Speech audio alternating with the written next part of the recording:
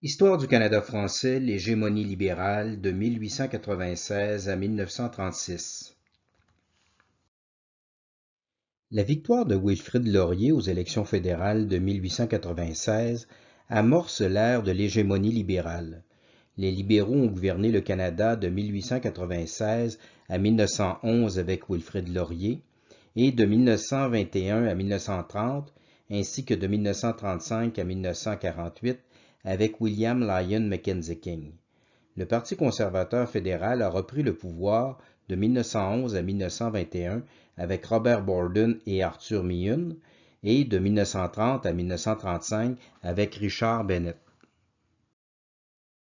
Au niveau provincial, les libéraux ont remporté toutes les élections de 1897 à 1935 sous les directions successives de Félix-Gabriel Marchand de 1897 à 1900, Simon-Napoléon Parent de 1900 à 1905, Lomer Gouin de 1905 à 1920 et Louis-Alexandre Taschereau de 1920 à 1936. Le Parti conservateur était perçu comme le parti des Anglais à cause de la pendaison de Louis Riel en 1886 et surtout la crise de la conscription en 1917.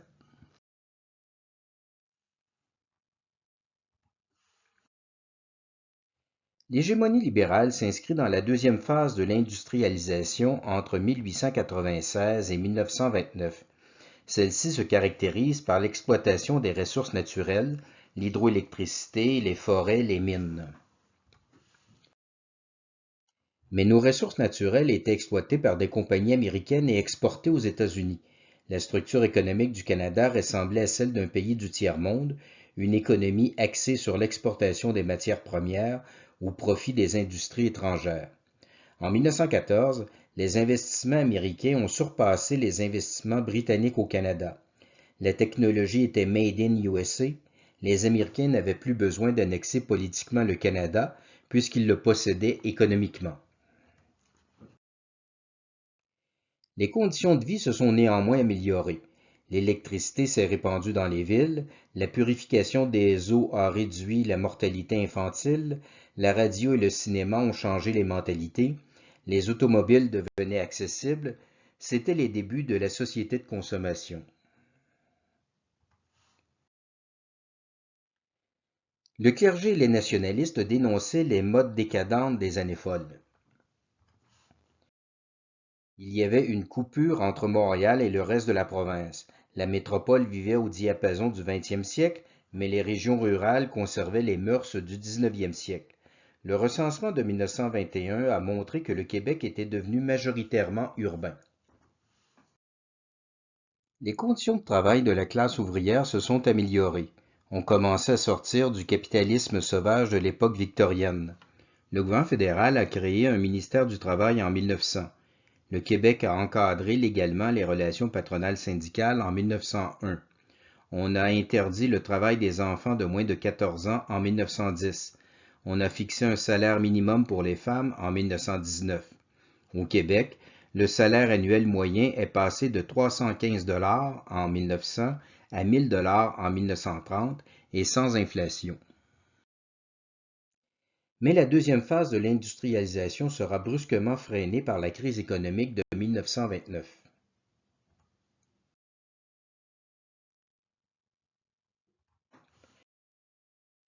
Au Canada, la belle époque du tournant du 20e siècle s'incarne dans la flamboyante personnalité du grand sir Wilfrid Laurier. Wilfrid Laurier est né à Saint-Lin, au nord-est de Montréal. Son père était un marchand général cultivé qui admirait Jean-Jacques Rousseau et Louis-Joseph Papineau. Il a envoyé son fils à l'école anglo-protestante de New Glasgow, le village voisin, pour qu'il devienne parfaitement bilingue. Le petit Wilfrid a donc été élevé dans un esprit anticlérical et anglophile. Il a fait son cours classique au Collège de l'Assomption et il a étudié le droit à l'Université McGill. Wilfrid Laurier a dit un jour qu'il se sentait British to the core, britannique jusqu'à la moelle. Les journalistes anglophones l'ont surnommé Silver Tongue car il parlait un anglais impeccable avec un léger accent écossais. Ses discours étaient dignes des meilleurs orateurs du Parlement de Londres. Ses allures d'aristocrate britannique plaisaient aux Canadiens français. Le prestige de l'Angleterre victorienne subjuguait alors le monde entier. Un fait révélateur, Wilfrid Laurier correspondait en anglais avec sa maîtresse, Madame Émilie Lavergne, qui était pourtant canadienne-française tout comme lui. Laurier a débuté sa carrière publique en écrivant dans Le Défricheur, un journal anticlérical du Parti rouge.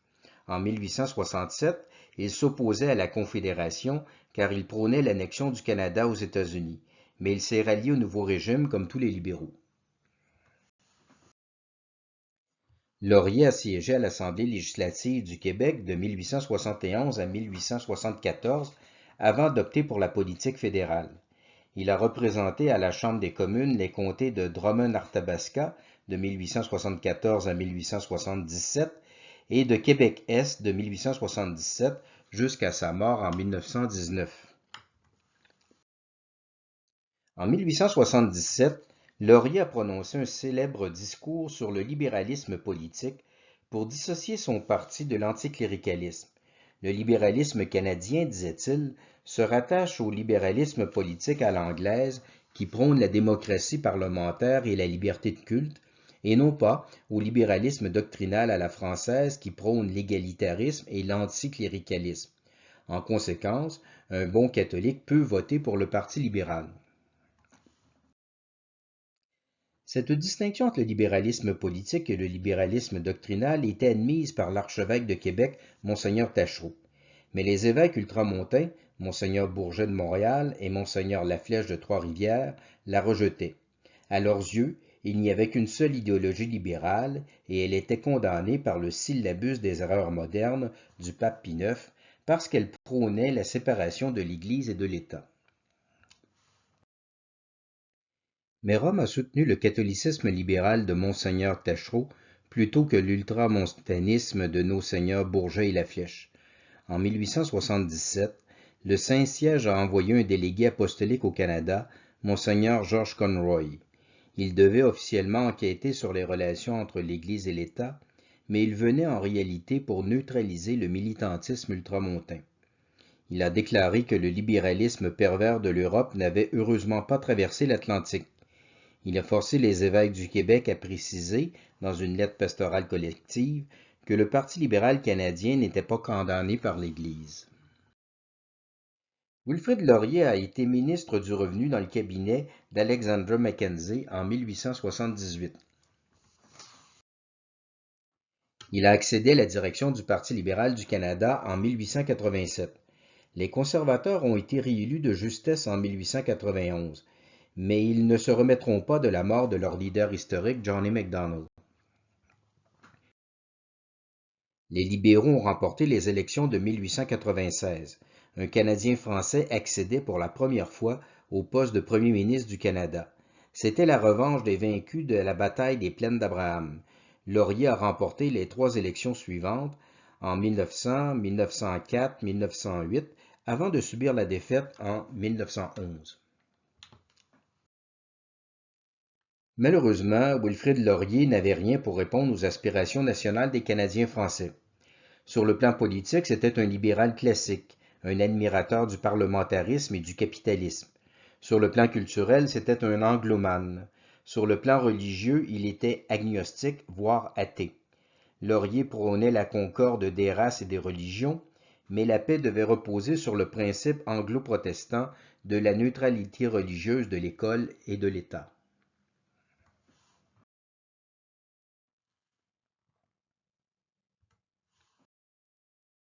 En 1890, le gouvernement provincial du Manitoba a créé un système d'écoles publiques communes, c'est-à-dire neutres sur le plan religieux. Il ne s'agit pas d'écoles laïques comme aux États-Unis ou en France. Ce sont des écoles undenominational, comme en Angleterre, c'est-à-dire des écoles chrétiennes, mais sans dénomination protestante particulière, ni anglicane, ni méthodiste, ni baptiste. On peut y faire des prières et parler de la Bible, mais en évitant les sujets controversés entre protestants. L'archevêque catholique de Saint-Boniface, à Winnipeg, Monseigneur Adélard Langevin, a combattu le Common School Act, Le système des écoles communes peut satisfaire les églises protestantes qui sont trop nombreuses pour avoir des écoles publiques de chaque dénomination. Mais l'Église catholique recommandait à ses fidèles de ne pas envoyer leurs enfants dans des écoles où il est interdit de parler de la messe, de la Sainte Vierge et du pape.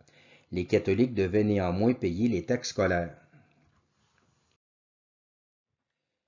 L'article 93.1 de l'Acte de l'Amérique du Nord britannique protégeait les écoles confessionnelles des minorités religieuses lorsque ces écoles existaient en vertu d'une loi préconfédérative.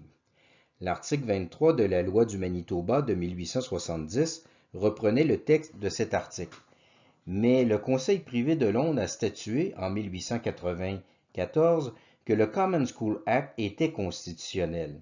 Il y avait des écoles confessionnelles, catholiques et protestantes, subventionnées par la Compagnie de la baie d'Hudson dans la terre de Rupert avant 1870. Mais ces écoles existaient en vertu d'une coutume et non pas d'une loi. Distinction très pharisaïque. Mais le Conseil privé ajoutait que le Parlement fédéral pouvait rétablir les écoles catholiques en vertu de l'article 93.4 de l'Acte de l'Amérique du Nord britannique.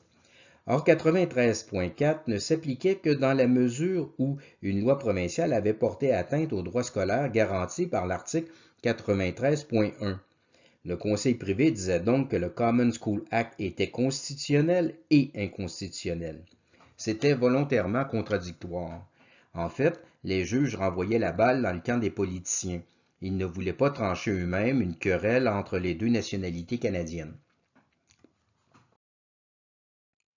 En 1896, le gouvernement conservateur de Charles Tupper a présenté à la Chambre des communes un projet de loi pour rétablir les écoles catholiques du Manitoba.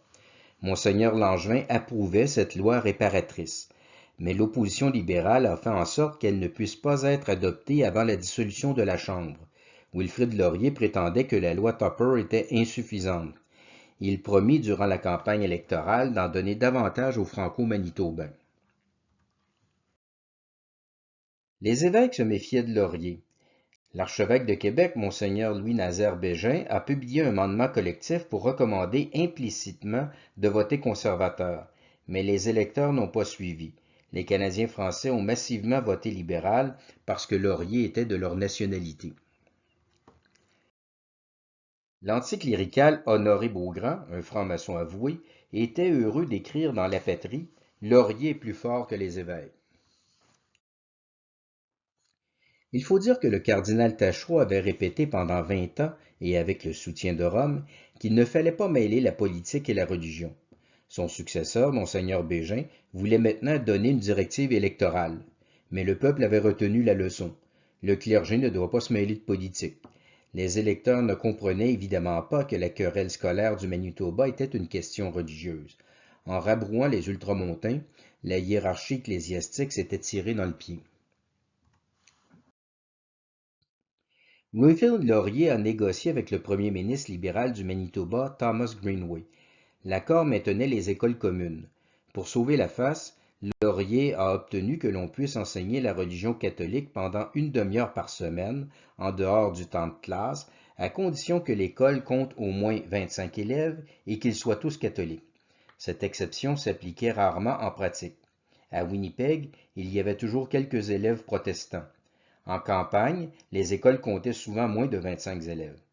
En définitive, l'exception ne touchait qu'un petit nombre de paroisses rurales canadiennes-françaises. Monseigneur Langevin a condamné le règlement Laurier-Greenway. Notons que l'archevêque n'avait même pas été invité à participer aux discussions. Laurier craignait la réaction des évêques du Québec. Il envoya un émissaire à Rome, l'abbé Jean-Baptiste Proulx, l'un des rares prêtres québécois qui soutenaient le Parti libéral. L'abbé Proulx réussit à convaincre les fonctionnaires de la curie romaine que le clergé canadien-français se mêlait trop de politique et qu'il dénonçait le règlement Laurier-Greenway par simple partisanerie conservatrice. Ce ne fut pas très difficile puisque l'abbé Proulx ne faisait que reprendre la thèse que Monseigneur Taschereau avait défendue à Rome pendant plus de 20 ans. Le Saint-Siège a délégué au Canada un visiteur apostolique, Monseigneur Raphaël Méré Delval. Il ne venait pas vraiment pour enquêter, mais pour museler l'épiscopat. En 1897, le pape Léon XIII a publié l'encyclique Affarivos pour ordonner aux évêques canadiens d'accepter le règlement Laurier-Greenway. La diplomatie vaticane cherchait à plaire au pouvoir anglo-protestant plutôt qu'à soutenir les défenseurs de l'École catholique. On peut comparer l'encyclique Affarivos à l'encyclique Au milieu des sollicitudes de 1892, par laquelle le pape Léon XIII ordonna aux catholiques français de se rallier à la République maçonnique. Au Canada, l'Église devait se rallier au libéralisme anglo-saxon. Dans un cas comme dans l'autre, l'Église se soumettait au principe de la neutralité religieuse de l'État. À Rome, on estimait que l'Église catholique ne devait pas s'associer aux minorités linguistiques du Canada et des États-Unis. En Amérique du Nord, le catholicisme devait s'exprimer en anglais. La curie romaine avait adopté la stratégie irlandaise. Les Irlandais pensaient que la Providence avait permis l'anglicisation de l'Irlande pour leur confier la mission de convertir l'Amérique du Nord en prêchant la religion catholique en anglais. Les Canadiens français pensaient, quant à eux, que la Providence leur avait permis de conserver leur langue pour leur confier la mission de convertir l'Amérique du Nord en offrant un modèle de société chrétienne et latine. Finalement, aucun des deux messianistes n'a réussi à convertir l'Amérique. Il faut toujours rester prudent lorsque l'on spécule sur les vues de la Providence. Monseigneur Langevin ne s'est pas laissé abattre par la trahison romaine. Il a édifié un réseau d'écoles privées, catholiques et bilingues, avec l'aide des communautés religieuses québécoises. Wilfrid Laurier a précisé à la Chambre des communes sa conception du libéralisme à l'anglaise. « Tant que je serai premier ministre du Canada, disait-il, je ne prendrai pas mes décisions en fonction de l'une ou l'autre des deux confessions religieuses de ce pays, mais bien en fonction des principes qui peuvent unir tous les sujets britanniques de ce dominion, quelle que soit leur race ou leur religion. » Laurier avait dit en 1877 que le libéralisme politique à l'anglaise ne menaçait pas le catholicisme, mais il ajoutait en 1896 que ce libéralisme incluait le principe de la neutralité confessionnelle de l'État et, en conséquence, de l'école publique. Le libéralisme politique s'était transformé en libéralisme religieux. Les ultramontains avaient donc raison d'affirmer que le libéralisme formait un tout incompatible avec la doctrine sociale de l'Église. Laurier était-il franc-maçon? C'est fort possible.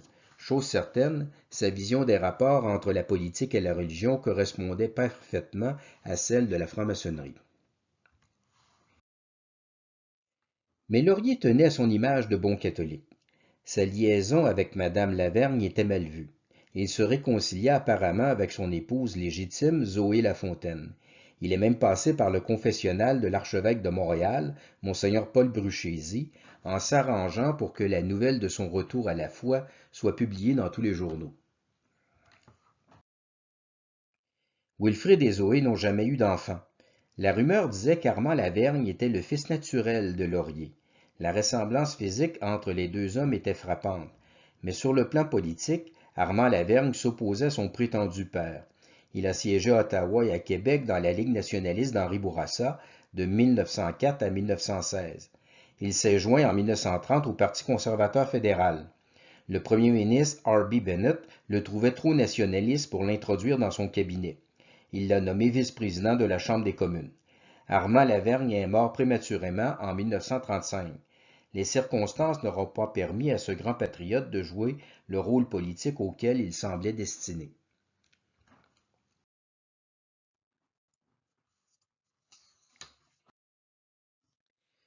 Le Dominion du Canada était autonome en politique intérieure, mais il restait subordonné à Londres en politique extérieure. Un Dominion britannique, ce n'est plus une colonie, mais ce n'est pas encore un pays souverain. Le statut du Canada dans l'Empire a soulevé de vifs débats au tournant du 20e siècle. Les Canadiens anglais étaient généralement impérialistes. Ils se voyaient comme des Britanniques du Canada. Les Canadiens français étaient nationalistes, mais au sens canadien et non pas québécois du terme. Leur seule patrie était le Canada. Dans les années 1890, Londres a voulu resserrer les liens impériaux pour s'assurer de la participation des Dominions dans la guerre européenne qui pointait à l'horizon. Wilfrid Laurier se présentait comme un impérialiste. Si l'Angleterre est en guerre, disait-il, le Canada est en guerre. Mais en pratique, Il mesurait parcimonieusement l'appui réel que le Canada fournissait à l'Empire. Laurier se préoccupait surtout de maintenir sa popularité dans les deux nationalités canadiennes. En 1897, Wilfrid Laurier a visité l'Angleterre pour la première fois, à l'occasion du 60e anniversaire du couronnement de la reine Victoria. Lors du défilé, le carrosse du Canada était situé immédiatement derrière celui de la reine. Le Canada était considéré comme le joyau de l'Empire. Laurier était gonflé d'orgueil.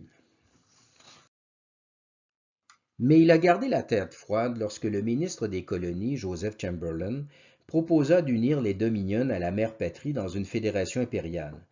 Le Canada aurait disposé de 4 sièges à la Chambre des communes de Londres. Laurier refusa net.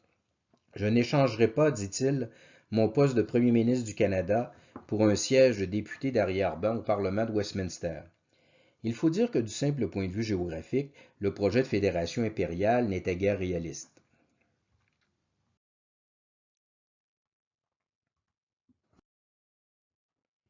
En 1899, la Grande-Bretagne a déclaré la guerre aux deux petites républiques boères de l'Afrique du Sud, l'État libre d'Orange et le Transvaal. Les Boers étaient les descendants des Hollandais qui avaient colonisé l'Afrique australe au XVIIe siècle. On les appelle aujourd'hui Afrikaners. Les Anglais voulaient s'emparer des mines d'or et de diamants de la région de Johannesburg. Les Britanniques ont eu du mal à vaincre la guérilla boère. Ils ont interné et fait mourir un grand nombre de civils dans des camps de concentration. Ces crimes de guerre n'ont pas empêché les Canadiens anglais de vouloir porter secours à la mère patrie. Les Canadiens français s'opposaient à tout engagement militaire. La guerre d'Afrique du Sud était objectivement une question secondaire pour le Canada, mais elle était hautement émotive car elle constituait un test pour les rapports entre le Dominion et l'Empire. Des étudiants anglophones de l'Université McGill et des étudiants francophones de l'Université de Montréal se sont même affrontés dans des batailles de rue. Le jeune député libéral Henri Bourassa a quitté son parti pour protester contre l'envoi de troupes canadiennes en Afrique du Sud. Si l'Angleterre demande l'aide du Canada pour une guerre aussi insignifiante, disait-il, qu'est-ce que ce sera lorsqu'une grande guerre éclatera en Europe? Le Canada est un pays souverain qui n'a pas à se saigner à blanc pour les intérêts, souvent discutables, de l'Empire britannique. Henri Bourassa était le chef de file du nationalisme canadien-français de 1900 à 1920. Ce brillant intellectuel était le petit-fils de Louis-Joseph Papineau. À l'instar de son grand-père, il admirait les institutions politiques de l'Angleterre, tout en défendant l'autonomie du Canada et les droits nationaux des Canadiens français. Mais il rejetait l'anticléricalisme des patriotes de 1837. Henri Bourassa était un ardent catholique. Il a fondé la Ligue nationaliste canadienne en 1904 et le journal Le Devoir en 1910. Bourassa était en faveur d'un Canada souverain, binational, biconfessionnel et décentralisé, mais il s'opposait à l'indépendance du Québec. Wilfrid Laurier avait l'art de couper la poire en deux avec une part anglaise qui était toujours un peu plus grosse que la part française. Il décida d'envoyer 7000 volontaires canadiens dans l'armée britannique aux frais du gouvernement canadien. Ce n'était pas officiellement une armée canadienne qui combattait en Afrique du Sud, mais tous les Canadiens servaient dans le même régiment.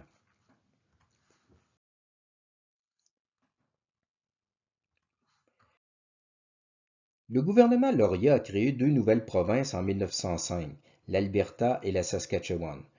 Henri Bourassa exigeait qu'elles soient institutionnellement bilingues et qu'elles garantissent le droit aux écoles confessionnelles. Laurier tergiversa d'abord et refusa finalement. Les 2 provinces auront le même statut que le Manitoba, l'unilinguisme anglais de l'État et la neutralité religieuse des écoles publiques. Le caractère binational de la Confédération canadienne se limitait à la province de Québec.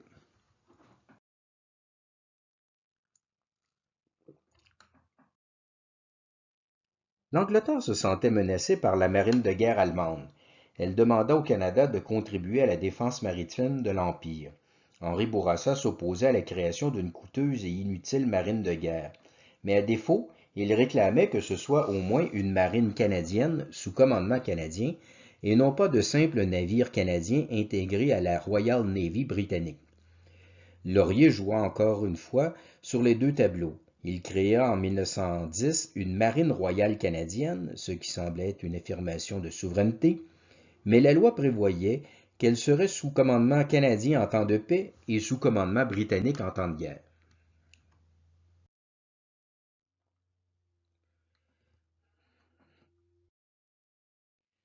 Un congrès eucharistique international s'est tenu à Montréal en 1910. L'archevêque catholique de Londres, Monseigneur Francis Bourne, a prononcé dans la basilique Notre-Dame un discours scandaleux. Il invitait les Canadiens français à renoncer à leur langue pour favoriser l'apostolat de l'Église catholique dans les provinces de l'Ouest. Au Canada, disait-il, l'Église doit s'exprimer en anglais. Henri Bourassa lui a servi une cinglante réplique sous un tonnerre d'applaudissements. Quand le Christ était attaqué par les Iroquois, quand le Christ était renié par les Anglais, quand le Christ était combattu par tout le monde, nous l'avons confessé, et nous l'avons confessé dans notre langue. De cette petite province de Québec, de cette minuscule colonie française dont la langue, dit-on, est appelée à disparaître, sont sortis les trois quarts du clergé de l'Amérique du Nord.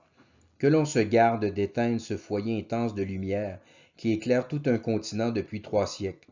Nous ne sommes qu'une poignée, c'est vrai, mais ce n'est pas à l'école du Christ que j'ai appris à compter les droits et les forces d'après le nombre et par les richesses. Nous ne sommes qu'une poignée, mais nous comptons pour ce que nous sommes, et nous avons le droit de vivre. 12 apôtres méprisés en leur temps par tout ce qu'il y avait de riche, d'influent et d'instruit ont conquis le monde. Je ne dis pas laisser les Canadiens français conquérir l'Amérique, ils ne le demandent pas. Nous vous disons simplement, laissez-nous notre place au foyer de l'Église, y faire notre part de travail pour assurer son triomphe.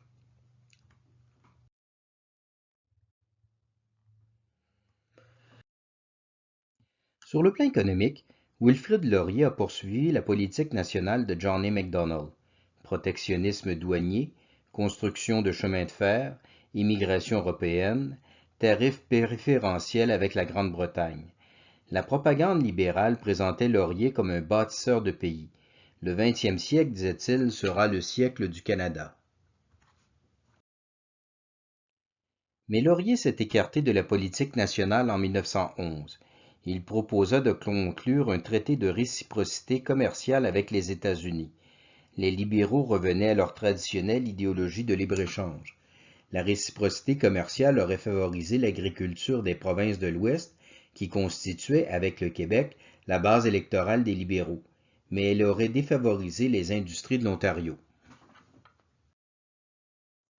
Le Parti conservateur de Robert Borden affirmait que le libre-échange conduirait à l'annexion du Canada par les États-Unis. Il accusait Laurier de trahison envers l'Empire britannique. La Ligue nationaliste d'Henri Bourassa fait une alliance avec le Parti conservateur. En 1911, 17 députés nationalistes ont été élus au Québec sous l'étiquette conservatrice. Mais Henri Bourassa ne s'est pas lui-même présenté dans un comté. Il a même refusé un poste de ministre. Bourassa s'intéressait maintenant plus à son journal, Le Devoir, qu'à la politique. Privé de son chef, la Ligue nationaliste n'a pas eu beaucoup d'influence dans le gouvernement conservateur. Henri Bourassa était un homme d'idées, mais il n'avait pas l'étoffe d'un habile politicien. Wilfrid Laurier était pris entre deux feux, les impérialistes de l'Ontario et les nationalistes du Québec. Il perdit les élections de 1911. Le grand Sir Wilfrid avait promis des voies ensoleillées pour le Canada, mais de sombres nuages s'amoncelaient au-dessus de son rêve de concorde des races et des religions, l'abolition des écoles françaises en Ontario et la crise de la conscription.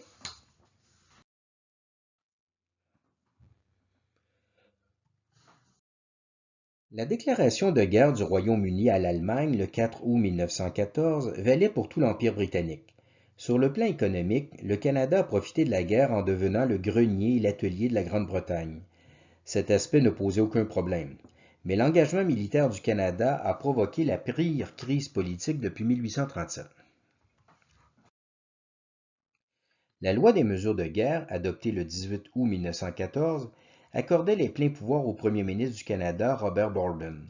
Le gouvernement fédéral pouvait légiférer par décret, sans passer par le Parlement, et même dans les champs de juridiction provinciale. Le Canada devenait en pratique une dictature. La propagande battait son plein, la presse était censurée, les dissidents pouvaient être emprisonnés sans procès. Les prix, les salaires et la production étaient réglementés. Ottawa a créé pour la première fois un impôt sur le revenu des particuliers. Plusieurs Canadiens d'origine allemande et austro-hongroise ont été détenus sans raison dans des camps militaires qui ressemblaient beaucoup plus à ce que l'on appelait ailleurs des camps de concentration.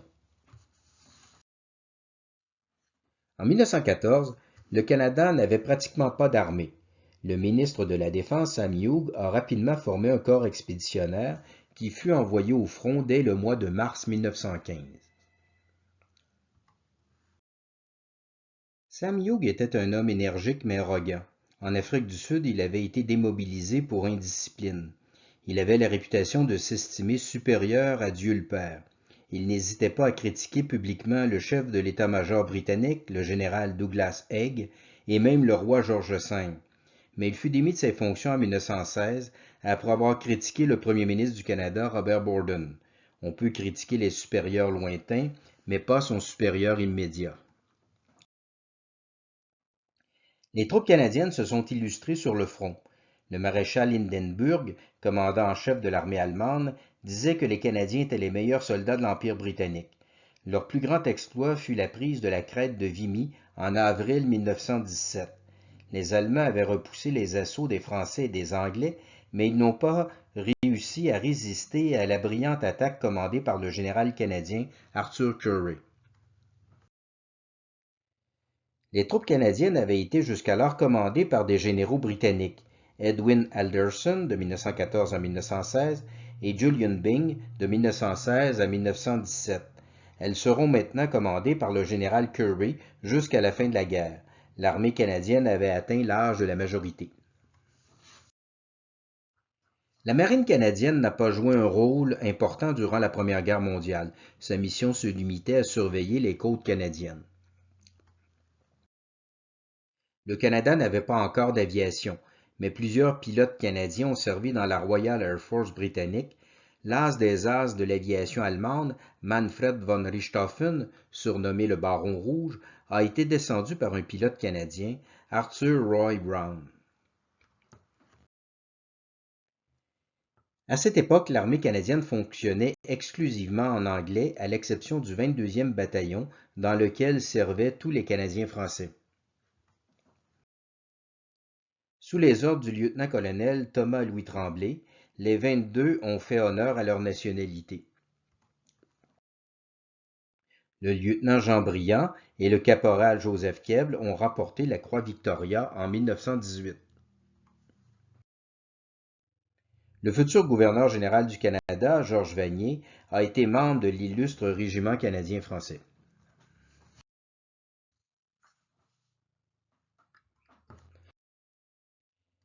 Les nationalistes canadiens-français auraient aimé que le Canada reste neutre. Ils n'étaient pas plus attachés à la France qu'à l'Angleterre. Ils ne voyaient pas pourquoi leur pays devait s'engager dans un conflit qui ne concernait que les empires européens. Mais ils évitaient de le dire publiquement pour ne pas se retrouver en prison. Les Canadiens français comptaient pour 30% de la population canadienne, mais ils ne représentaient que 5% des recrues de l'armée. En 1914, le service militaire obligatoire existait dans la plupart des pays de l'Europe continentale, mais il ne faisait pas partie des traditions anglo-saxonnes. Le Royaume-Uni n'a imposé la conscription qu'en 1916, mais l'Irlande en fut dispensée à cause des tensions politico-ethniques.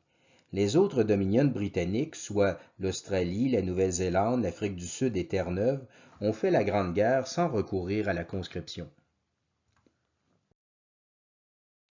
Mais les impérialistes canadiens-anglais voulaient imposer la conscription, non pas tellement pour répondre aux besoins de l'armée, qui pouvait se contenter du recrutement volontaire, mais plutôt pour remettre le Québec à sa place, pour bien montrer aux Canadiens français que le Canada était un pays britannique.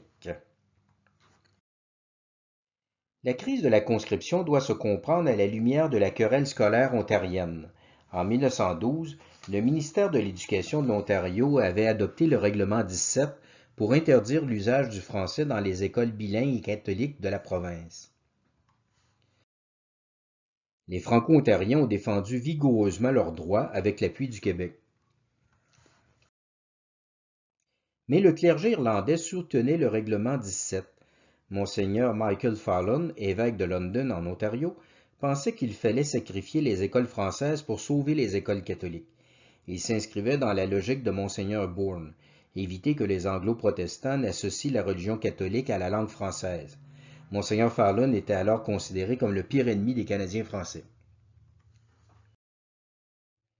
Au même moment, la propagande invitait les Canadiens français à se battre pour libérer l'Alsace et la Lorraine qui avaient été annexées par l'Allemagne en 1871. Les barbares allemands avaient même interdit l'usage de la langue française dans les écoles des provinces annexées. Quelle horreur!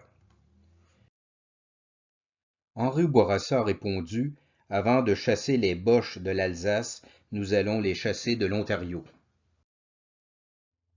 Les impérialistes anglophones parlaient de Herr von Bourassa et il accusait les nationalistes canadiens-français de soutenir l'Allemagne. En juillet 1917, Robert Borden a décidé de former un gouvernement de coalition avec des ministres conservateurs et libéraux avant d'adopter la loi sur le service militaire obligatoire. Mais aucun député canadien-français, ni conservateur ni libéral, n'accepta d'entrer dans ce prétendu gouvernement d'union. Le Parti libéral s'est divisé. Les libéraux francophones sont restés dans l'opposition, sous la direction de Wilfrid Laurier, qui semblait redécouvrir le nationalisme canadien-français. Les libéraux anglophones se sont joints aux unionistes. Les députés conservateurs francophones se sont également dissociés de Borden. Le gouvernement unioniste imposa la conscription en juillet 1917 et il remporta facilement les élections générales en décembre 1917. Le clivage ethnique du Canada n'avait jamais été aussi manifeste. La conscription fournit à l'armée 125 000 soldats supplémentaires, mais seulement 25 000 seront envoyés au front. Valait-il la peine de provoquer une telle crise politique pour un aussi maigre résultat militaire? Le 17 janvier 1918, le député libéral Napoléon Francoeur présenta à l'Assemblée législative de Québec la résolution suivante: que cette Chambre ait d'avis que la province de Québec serait disposée à accepter la rupture du pacte confédératif de 1867 si, dans les autres provinces, on croit qu'elle est un obstacle à l'union, au progrès et au développement du Canada. Le premier ministre du Québec, Lemaire Gouin, voulait envoyer un message au Canada anglais. La résolution ne fut pas adoptée, mais l'option séparatiste était mise sur la table pour la première fois dans une institution politique québécoise. Le 1er avril 1918, un régiment anglophone de l'armée canadienne a tiré sur la foule qui manifestait contre la conscription à Québec. Il y eut 4 morts et 70 blessés. L'enquête du coroner révéla que les soldats avaient utilisé des balles explosives, ce que l'armée canadienne ne faisait même pas sur les champs de bataille européens. La crise de la conscription a discrédité le Parti conservateur au Québec, tant au fédéral qu'au provincial. Dans l'entre-deux-guerres, les libéraux ont remporté toutes les élections en disant « plus jamais de conscription ». Jusqu'à ce que le gouvernement libéral de William Lyon Mackenzie King impose la conscription durant la Seconde Guerre mondiale.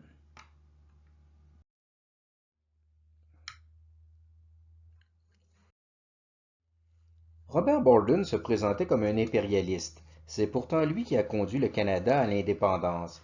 Il disait que le Canada gagnerait son indépendance en combattant en Europe aux côtés des Britanniques, contrairement aux Américains qui avaient conquis leur indépendance en se battant contre les Britanniques. La Grande-Bretagne a effectivement remercié ses dominions en leur accordant la pleine souveraineté internationale. Le Canada n'avait pas déclaré la guerre à l'Allemagne en 1914, mais il a signé le traité de Versailles en 1919. Il a obtenu un siège à la Société des Nations en 1920. Le traité du Flétan de 1923, qui a partagé les zones de pêche du Pacifique entre le Canada et les États-Unis, a été signé par Ottawa sans passer par Londres. C'était une première. En 1931, le Parlement de Londres a reconnu par le statut de Westminster la pleine souveraineté de tous ses dominions, Afrique du Sud, Australie, Canada, Irlande, Nouvelle-Zélande et Terre-Neuve. Le Commonwealth a succédé à l'Empire. C'est aujourd'hui une association de 54 pays souverains qui vise à promouvoir la culture anglaise. La reine Élisabeth II a le titre de chef du Commonwealth. Mais le statut de Westminster n'a pas rompu tous les liens entre le Canada et l'Angleterre. Le Canada a conservé l'Union Jack comme drapeau national jusqu'en 1946. Le Canadian Red Ensign, qui l'a remplacé jusqu'en 1965, arborait encore un Union Jack dans le quartier supérieur gauche. La citoyenneté canadienne a été séparée de la citoyenneté britannique en 1947. Le droit d'appel au Conseil privé de Londres a été supprimé en 1949. L'O Canada s'est lentement substitué au God Save the Queen comme hymne national dans les années 1950. Le Parlement de Londres a conservé le pouvoir symbolique d'amender la Constitution canadienne jusqu'en 1982. Le Canada et le Royaume-Uni ont, encore de nos jours, le même monarque. Plusieurs traditions britanniques restent vivantes au Canada. La plus haute décoration de l'armée canadienne, par exemple, s'appelle toujours la Croix Victoria.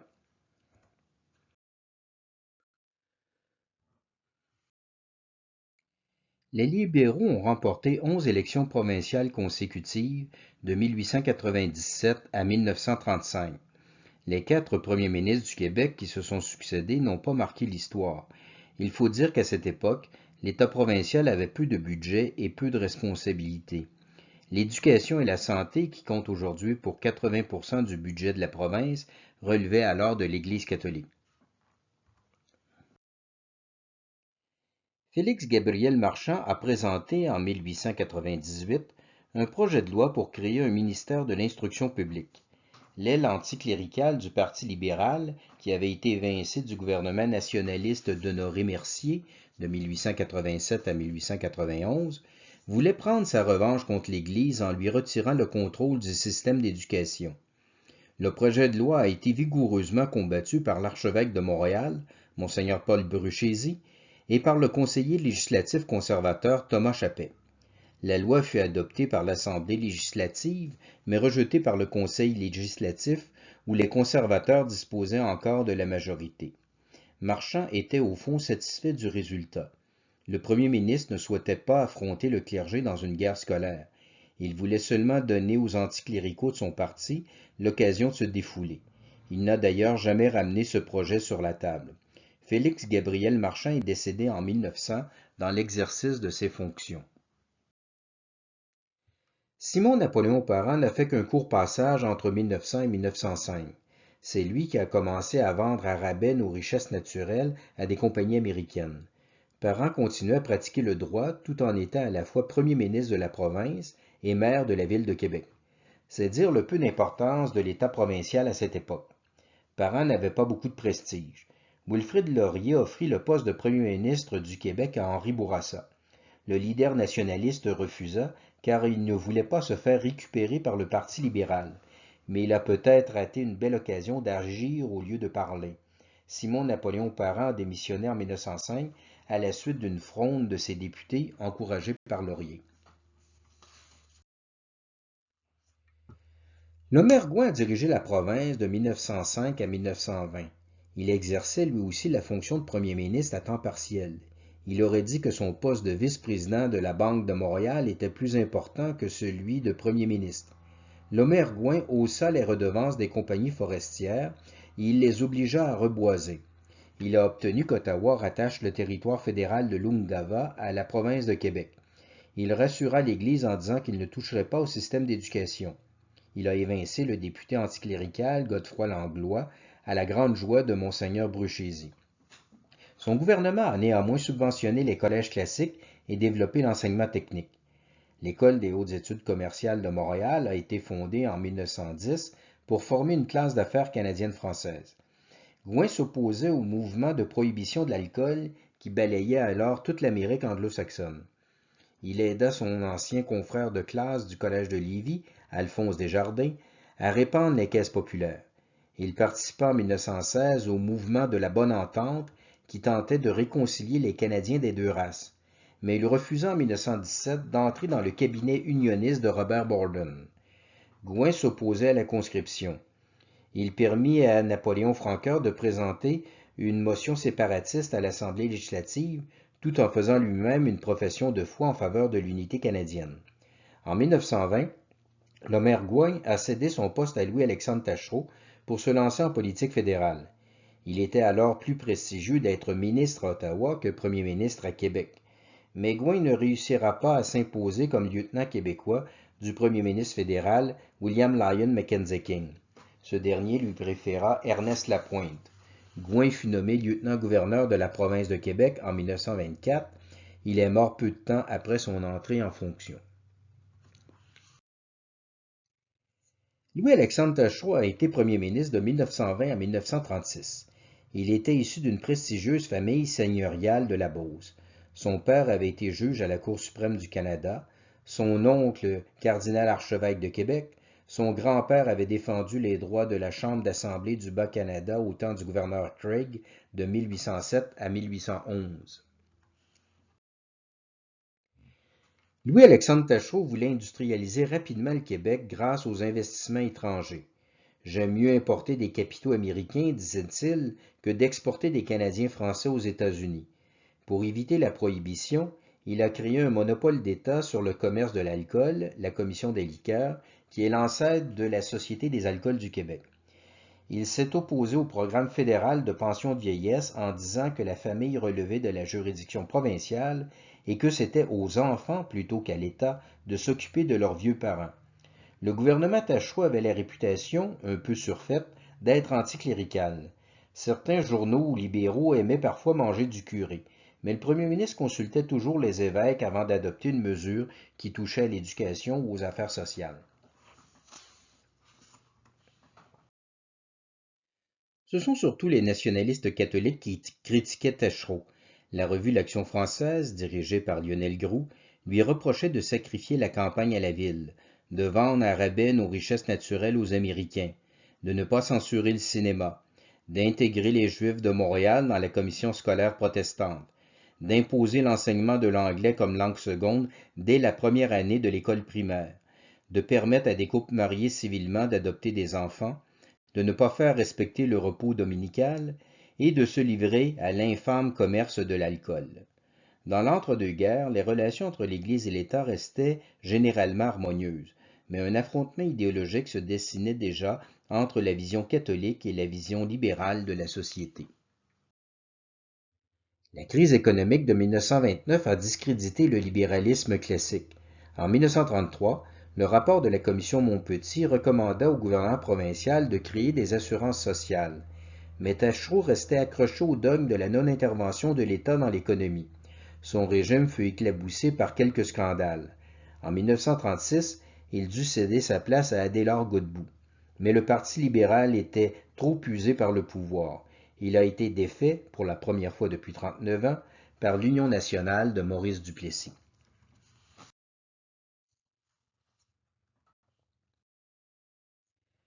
La côte atlantique du Labrador avait toujours été rattachée à l'île de Terre-Neuve, mais un litige opposait le Canada à Terre-Neuve au sujet de la frontière du Labrador. Le Canada affirmait que le Labrador se limitait à une bande de 10 milles de profondeur le long de la façade atlantique.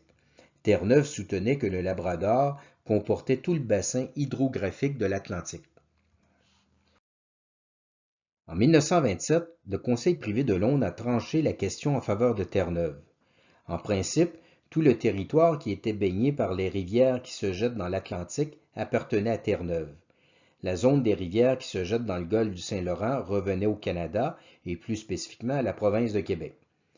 La fixation des frontières en fonction du partage des bassins hydrographiques est un principe reconnu en droit international. Il a servi à délimiter les frontières du Brésil, par exemple. Mais le Conseil privé a dérogé à cette règle en accordant à Terre-Neuve une zone située au nord du 52e parallèle, où se trouvent 5 têtes de rivières qui se jettent dans le golfe du Saint-Laurent.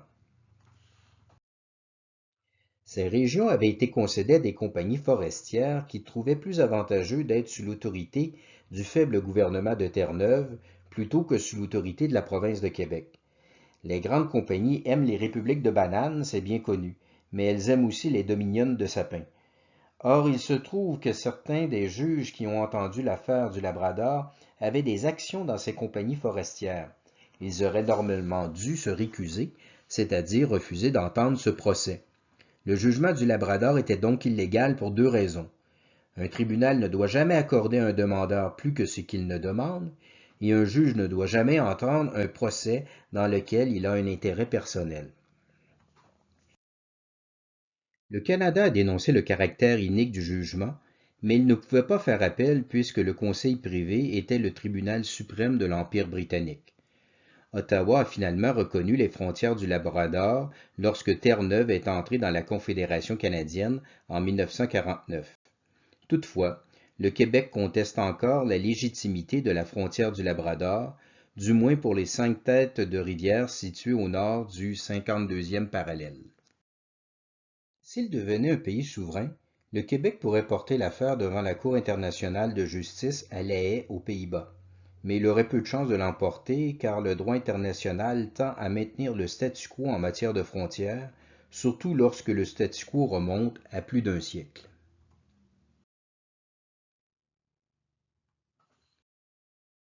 Le mouvement des suffragettes est né à la fin du 19e siècle dans les milieux protestants évangéliques des pays anglo-saxons. Les femmes réclamaient le droit de vote au nom du principe de l'égalité, bien sûr, mais aussi pour inciter les politiciens à interdire la vente d'alcool. En 1918, le Parlement fédéral et les législatures des provinces anglaises ont accordé le droit de vote aux femmes, chacun à leur niveau. Mais au Québec, les femmes n'obtiendront le droit de vote aux élections provinciales qu'en 1940. Le suffrage féminin fut admis plus tardivement dans les pays catholiques que dans les pays protestants.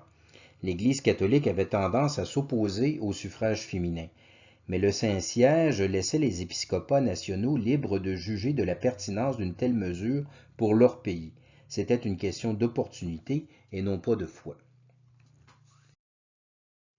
Thérèse Casgrain a été la figure de proue des suffragettes québécoises. Son père, Rodolphe Forgette, était l'un des rares millionnaires canadiens-français. Il a fondé la première compagnie d'électricité de Montréal. Thérèse Forget a épousé le député libéral fédéral Pierre Casgrain, mais elle était pour sa part socialiste. Elle s'est présentée à 6 reprises sous l'étiquette du CCF et du NPD, mais sans être jamais élue. Elle a été nommée sénatrice indépendante par Pierre Elliott Trudeau en 1970. Thérèse Casgrain admirait la Chine de Mao Zedong. On la surnommait la gauchiste à collier de perles. L'argument des suffragettes était simple, les femmes peuvent voter car elles sont aussi intelligentes que les hommes. Mais les adversaires du suffrage féminin ne considéraient pas que les femmes étaient moins intelligentes que les hommes. Ils disaient que leur rôle social était différent. D'éminentes femmes québécoises, comme la journaliste Françoise Gaudette-Smith, s'opposaient au suffrage féminin. Selon Monseigneur Louis-Adolphe Paquette, doyen de la faculté de théologie de l'Université Laval, le suffrage féminin découle logiquement du principe libéral selon lequel tous les hommes naissent libres et égaux, ce qui inclut évidemment les femmes. Mais ce n'est pas l'individu, c'est la famille qui constitue l'unité de base de la société. Les catholiques avaient une vision communautariste de la société et les protestants une vision individualiste. Aux yeux de l'Église, c'est la famille qui participe à la vie publique. C'est donc le père qui devait, en tant que chef de famille, exercer le droit de vote. La mère devait prédominer dans la vie domestique et le père dans la vie sociale. Monseigneur Paquette était un visionnaire. Donnez aujourd'hui le droit de vote aux femmes, disait-il, et vous aurez demain des femmes soldats et des femmes prêtres. Thérèse Casgrain devait rire de cette affirmation.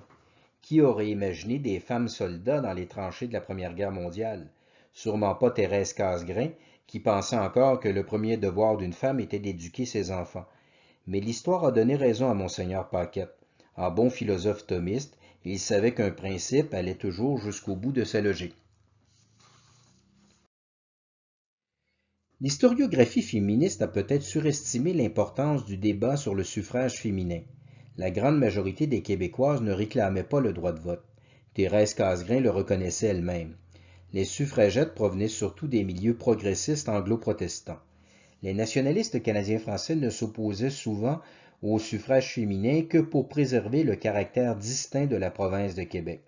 Le clergé intervenait assez peu dans le débat, la classe politique se divisait en fonction d'un clivage générationnel plutôt que d'un clivage idéologique. Tachereau était plus hostile au suffrage féminin que Duplessis, tout simplement parce qu'il était plus vieux. Les chefs des deux partis laissaient leurs députés libres de voter selon leur conscience sur cette question. En fait, l'opposition au suffrage féminin était plutôt molle. Le gouvernement libéral d'Adélard Godbout accorda finalement le droit de vote aux femmes en 1940. Le cardinal Villeneuve s'y était opposé au nom de tout l'épiscopat, en affirmant que le suffrage féminin va à l'encontre de l'unité et de la hiérarchie familiale. Godbout n'a pas reculé et Villeneuve n'est pas revenu à la charge. Il est possible que le Vatican ait recommandé aux évêques du Québec d'abandonner cette bataille pour éviter que l'Église catholique ne soit trop mal vue au Canada anglais.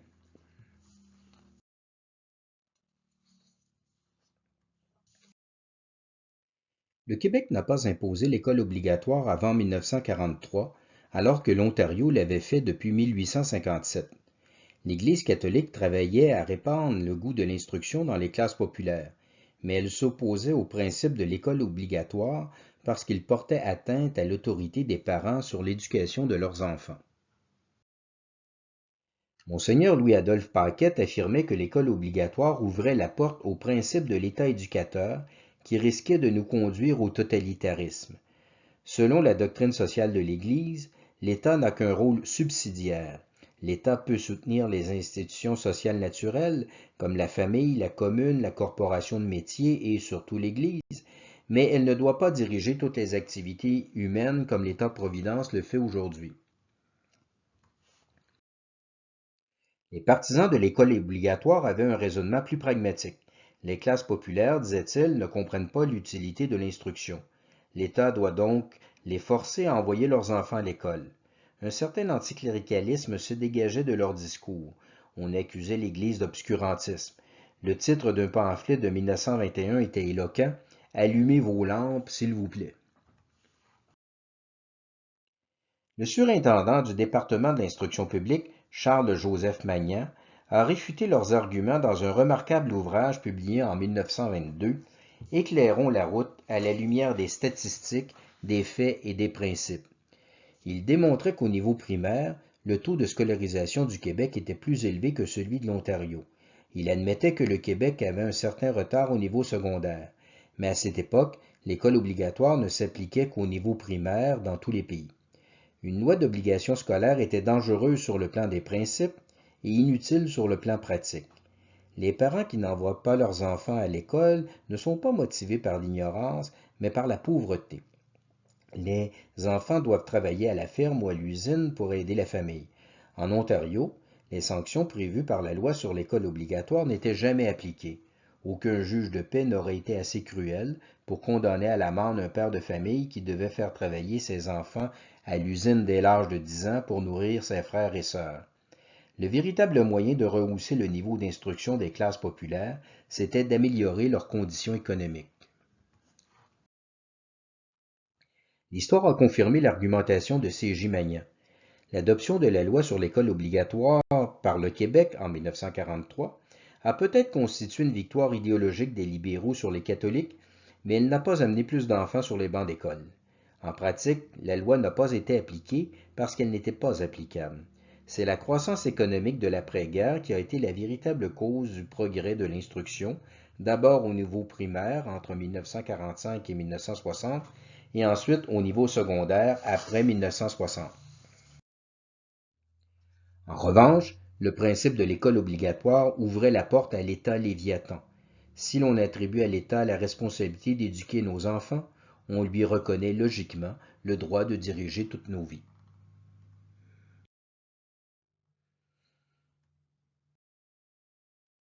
Le premier tiers du XXe siècle aura été l'âge d'or du libéralisme classique, mais la crise économique de 1929 a ébranlé les bases idéologiques de la civilisation occidentale, le capitalisme, le parlementarisme et le matérialisme. De nouvelles idéologies vont émerger: le communisme, le fascisme, la social-démocratie et le corporatisme social. Au Québec, le duplessisme succédera à l'hégémonie libérale, comme nous le verrons dans la prochaine conférence. Salutations patriotiques et union de prière.